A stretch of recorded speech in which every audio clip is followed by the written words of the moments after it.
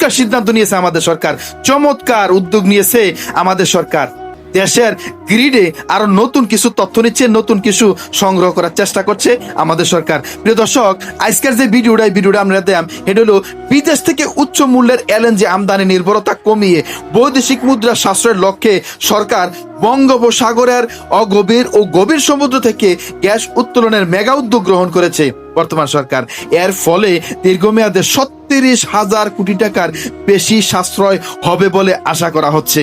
এখন আসলে এটা কেমনে করব, কোন সিস্টেমে করব, যে বঙ্গোপসাগর থেকে গ্যাস উত্তোলন করব, এটা সিস্টেমটা কি দাম?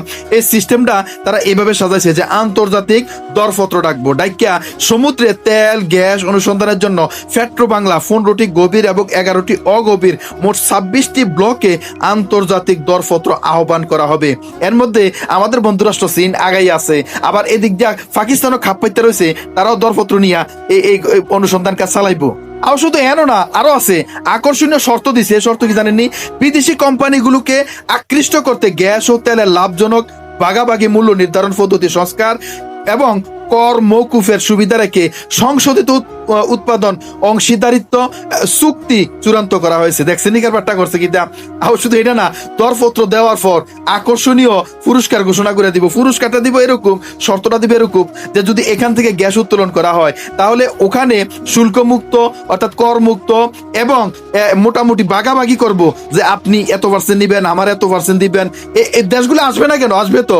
একবারে আমেরিকা, ইউরোপ, কোরিয়া, চীন, জাপান, এরপরে পাকিস্তান সহ সবাই তো আসবো, আইসা আমাদের এগুলো উত্তোলন করবো। আসলে ধন্যবাদ না জানাইয়া পারা যায় না, আমাদের এই সরকারকে জানাইতে হয়। দেখছেন কি সিদ্ধান্ত নিছে?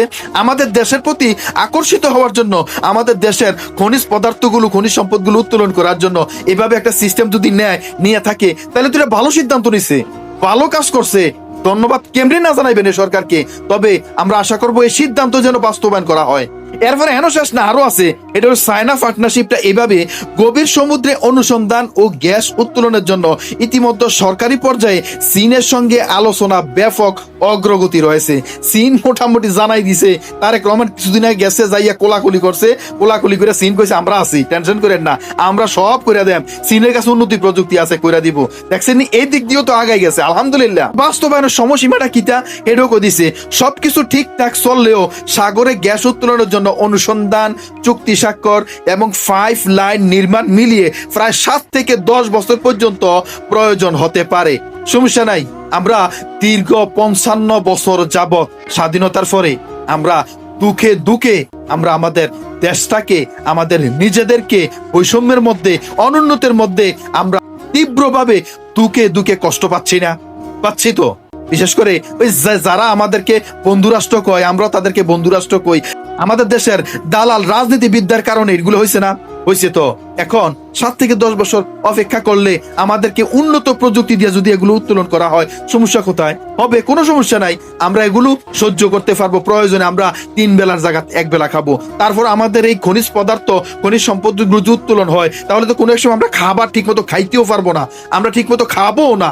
আমরা আমাদের পাশের দেশ আরো যারা আছে গরিব দুঃখী অভাবী, তাদেরকে আমরা বিলাই দিতে পারবো ইনশাল্লাহ। এরকম সম্পদ আল্লাহ তাআলা আমাদের জমিনে দিয়ে রাখছে আলহামদুলিল্লাহ।